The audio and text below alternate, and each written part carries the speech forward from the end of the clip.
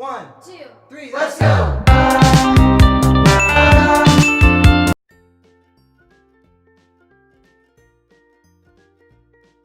Hello everyone! So, ngayon, magkakaroon naman tayo ng video lesson, tutorial, sa ating Week 8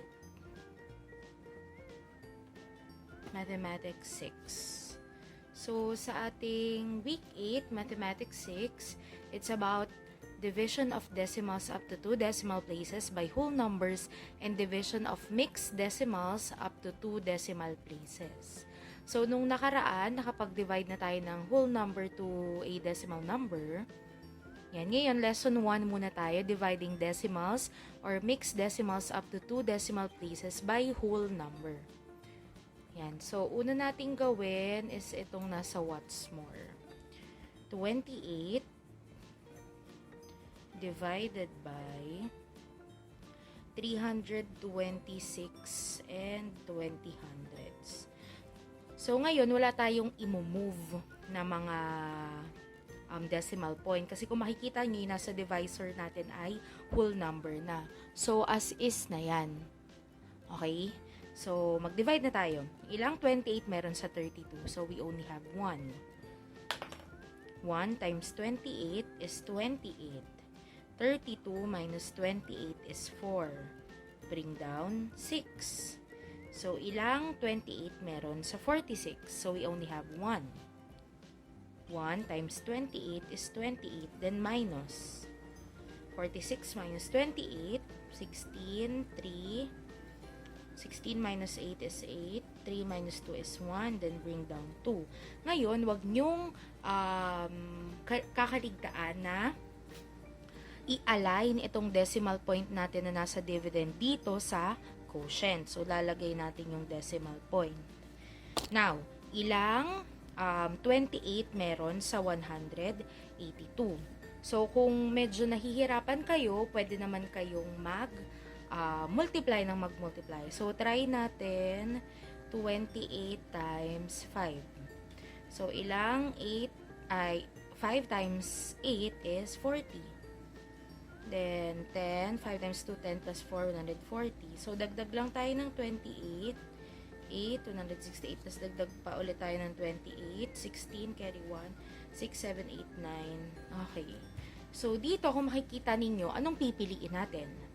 Yung may product na 168 o 196? Syempre, itong may product na 168. So, we have 5. Then, plus 128 is 6. 6 times 100. Times 28 is equal to 168 minus. Yan. So, mag-borrow tayo dito. Then, 12 minus 8 is 4. Bring down. Or 7 minus 6 is 1. Bring down 0.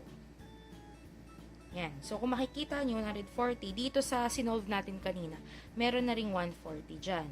So, kukunin na lang natin. So, 5 times 28 is 140. 140 minus 140 is 0.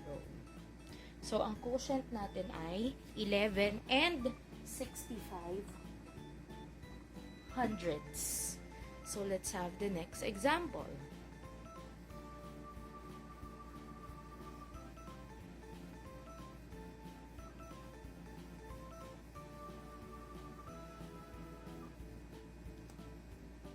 Example natin is 12 divided by 62 and 40 hundredths. Ilang 12 meron sa 60? So, we have 5. 5 times 12 is 60. 62 minus 60 is 2. So, wag natin kalimutan yung decimal point natin sa dividend. I-align dito sa my quotient. Bring down 4. Ilang 12 meron sa 24? So, we have 2. 2 times 12 is 24. 24 minus 24 is 0. Bring down 0. Ilang 12 meron sa 0? So, we have 0. 0 times 12 is 0. 0 minus 0 is 0. Ngayon, kung gusto nyong i-check kung tama ba yung sagot natin, pwede nating i-multiply itong quotient at itong divisor. So, 5 and 20 hundredths times 12. 2 times 0 is 0. 2 times 2 is 4. 2 times 5 is 10.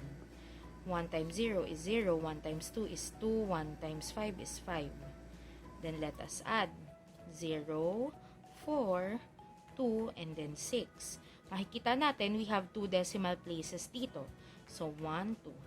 62 and 40. So, they are the same with the dividend. So, that's the time na ma-assure natin na tama itong quotient natin dito. Okay? So, let's have another example. Number 3. 8 divided by 122 and 40 hundredths. So, ilang 8 meron sa 12? We have 1. 1 times 8. 8. 12 minus 8 is 4. Bring down 2. Ilang 8 meron sa 42? We have 5. 5 times 8 is 40. 2 minus 2 is 2. 2 minus 0 is 2. Then, huwag kalimutan itong decimal point na nasa divisor. I-align natin dito sa quotient. Then, bring down 4. Ilang 8 meron sa 24? So, we have 3. 3 times 8 is 24. 24 minus 24 is 0. Bring down 0. Ilang 8 meron sa 0? We have 0. 0 times 8 is 0. 0 minus 0 is 0. So, the quotient is 15 and 30 hundredths. Okay? So, ito yung number 3. Yung number 4 and 5, you can try it on your own para ma-practice nyo din. Yan. So, let's have the next activity. What I can do. Find the quotient. So, what I can do. Page 12. Find the quotient and write your answer on the answer sheet. So, we have number 1, 7 divided by 43 and 75. So, pwede rin naman na ilagay nyo na kaagad or i-align nyo na agad itong decimal point na nasa dividend dito sa quotient natin para hindi nyo na sila makakalimutan. So, let's start. Ilang 7 meron sa 43. So, we have 6. 6 times 7 is 42. 3 minus 2 is 1. Bring down 7. Ilang 7 meron sa 17. So, we have 2. 2 times 7 is 14. 17 minus 14 is 3. Bring down 5. Ilang 7 meron sa 35. So, we have 5. 5 times 7 is 35. 35 minus 35 is 0. And the quotient is 6 and 25 hundredths. Okay? Next.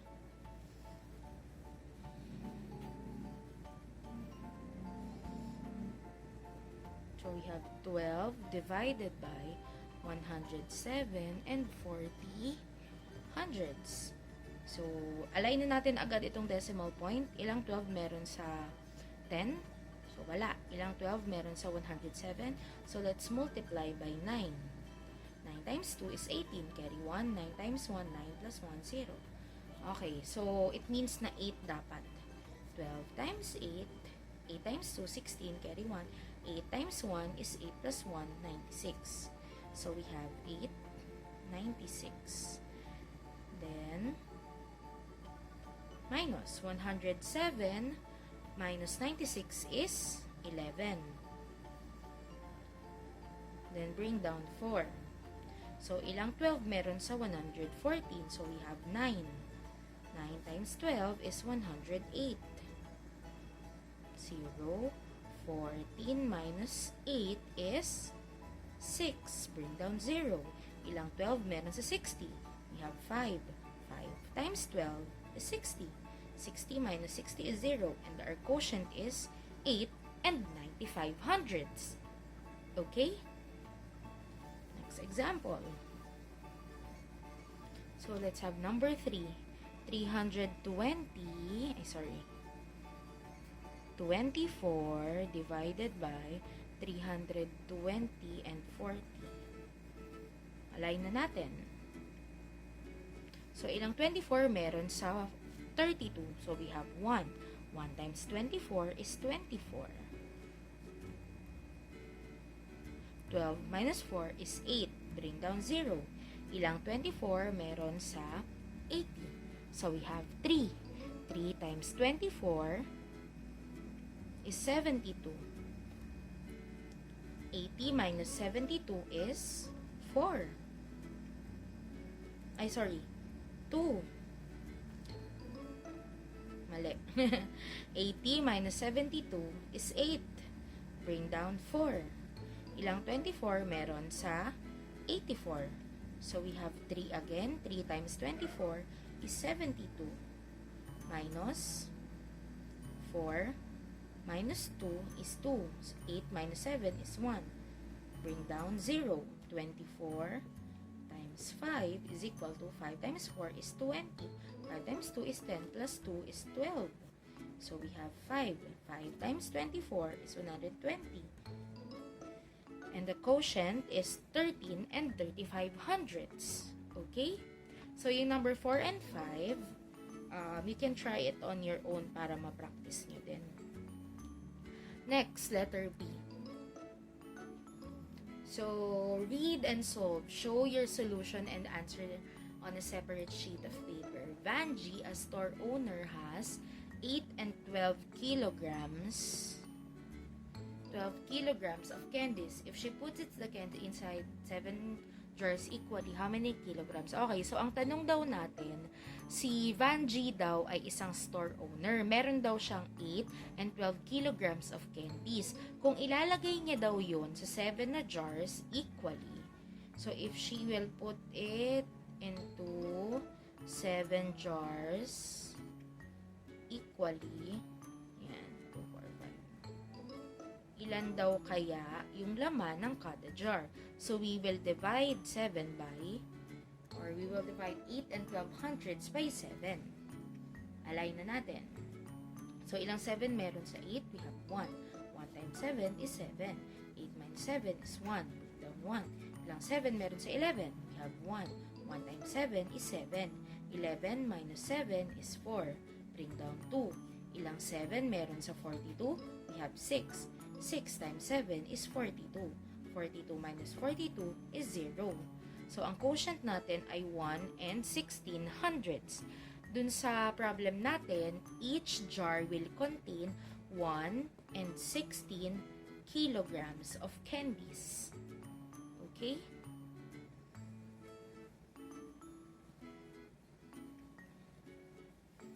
Now, let's answer number 2, word problem.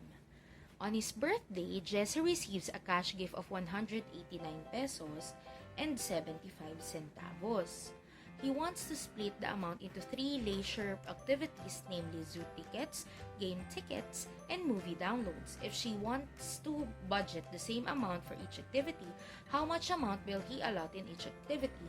Yan, so may nung birthday daw ni Jessie, nabigyan siya ng 189 pesos and 75 centavos.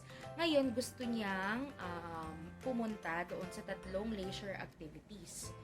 So, i-divide natin ito sa 3 para malaman natin kung magkano yung iaalat niya sa kada activity. So, lagyan natin dito yung decimal point. Ilang 3 meron sa 18? We have 6. 6 times 3 is 18. 18 minus 18 is 0. Bring down 9. Ilang 3 meron sa 9? So, we have 3. 3 times 3 is 9. 9 minus 9 is 0. Bring down 7. Ilang 3 meron sa 7? So, we have 2. 2 times 3 is 6. 7 minus 6 is 1. Bring down 5. Ilang 3 meron sa 15? We have 5. 5 times 3 is 15. 15 minus 15 is 0. So, for each leisure activity, Jessie will allot 63 pesos and 25 centavos. Okay? So, check natin. Ayan. So, may other activities lang din dyan. Which is, kayang-kaya nyo na talaga silang sagutan. So, let's try assessment.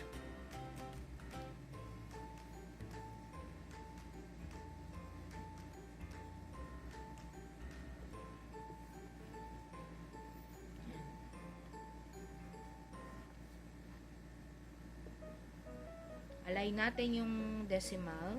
Then, ilang 2 meron sa 0? We have 0. Ilang 2 meron sa 0? 0 ulit. Ilang 2 meron sa 8? We have 4. 4 times 2 is 8. 8 minus 8 is 0. 2.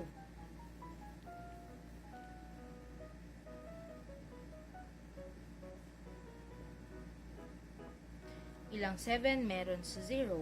Wala. Ilang 7 meron sa 1? Wala. Ilang 7 meron sa 14? We have 2. 2 times 7 is 14.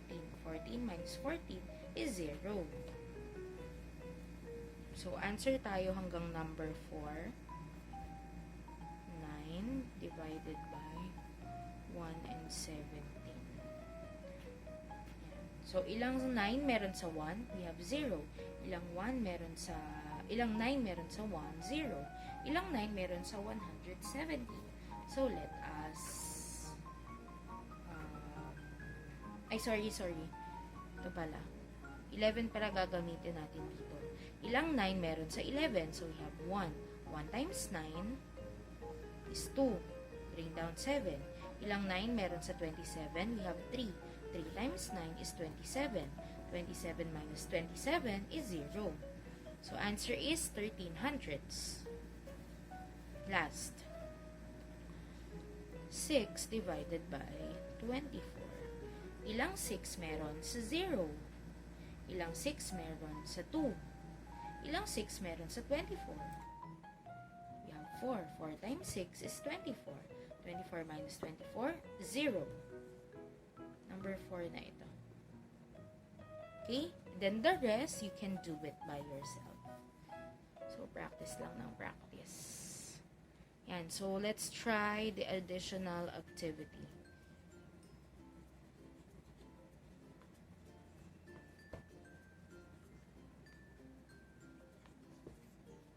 Yan. Number 1.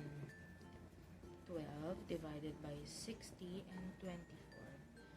Yan. So, ilang 12 meron sa 60? We have 5. 5 times 12, 60. 60 minus 60, 0. Bring down 2.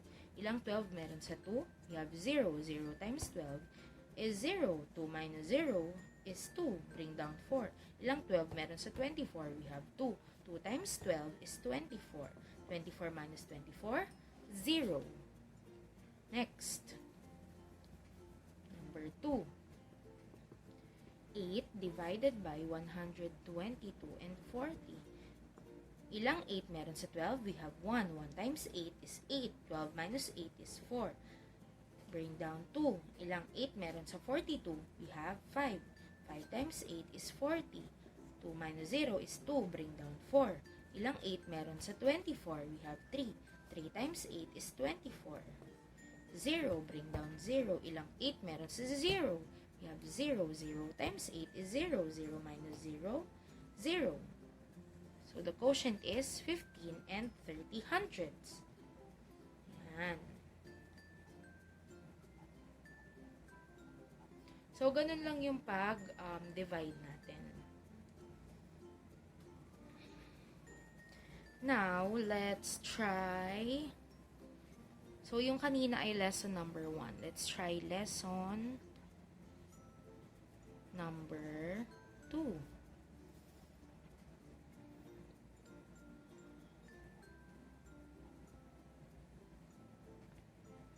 What's more? So, this time, magdi-divide na tayo by decimal. Number 1. 21 hundredths divided by 84 hundredths.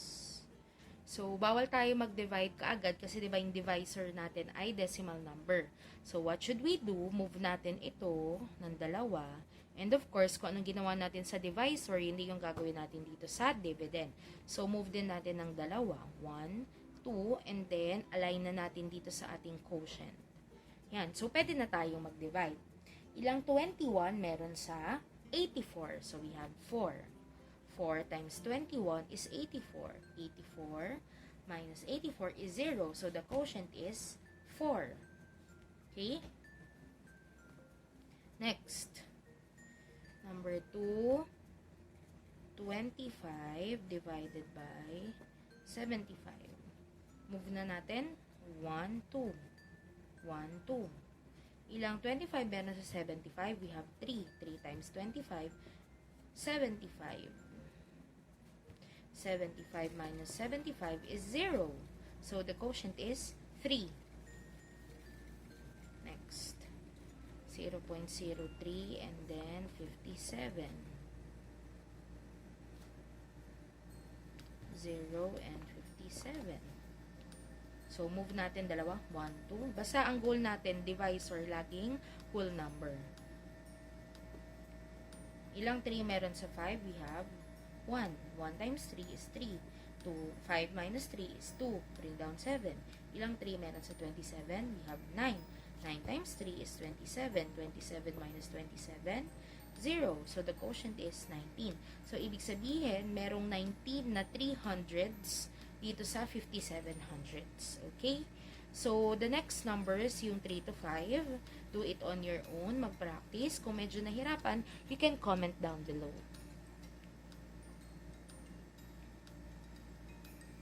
So, gawin natin yung sa what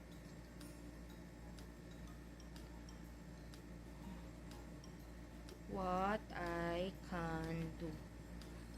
Number 1, 18 divided by 90. So, move natin. Multiply tayo. Try.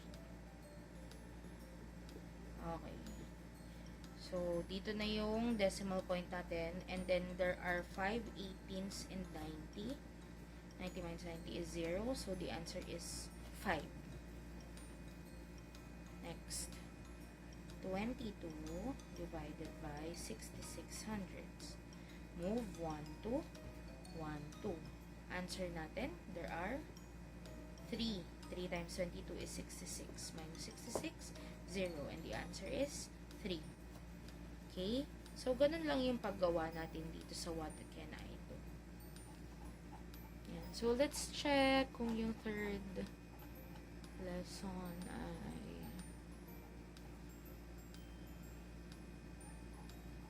so, lesson number 3 naman natin ngayon ay dividing mixed decimals up to 2 decimal places. So, what's more kaagad tayo?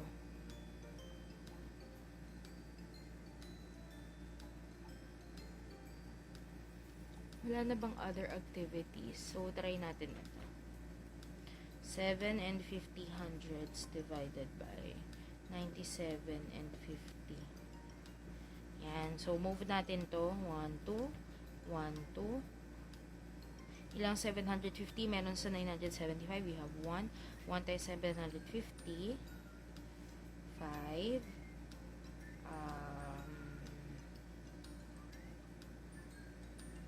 7 minus 5 is 2. 9 minus 7 is 2. Bring down 0. So, multiply natin by 3 itong 750. 0, 15, carry 1. Okay, so we have 3. 3 times 750, 2,250. Minus natin, answer 0. So, the quotient is 13. Okay? Yan. So, ganun lang yung ginagawa natin. Basta kung anong ginawa nyo sa divisor, yun yung gagawin nyo sa dividend. So, if there are any questions about lesson numbers 1, 2, and 3 sa ating week 8 of Mathematics 6, you can comment down below. Yan. So, para ma-address natin kaagad habang first day pa lang ng ating week 8. Okay? So, yun lang. And thank you. Bye!